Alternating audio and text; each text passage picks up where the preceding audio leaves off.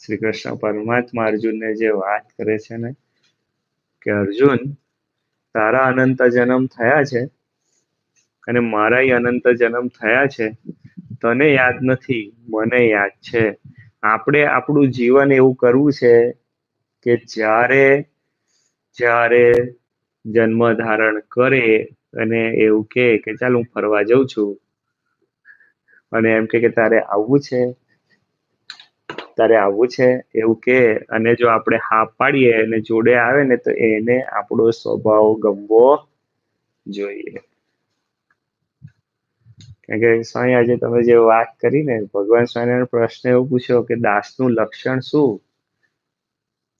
ત્યારે ભગતે કહ્યું કે એમ કરે તે દાસનું લક્ષણ છે. કે એમ કરે તે દાસનું લક્ષણ. અને દાસ એટલે ગુલામ નહીં,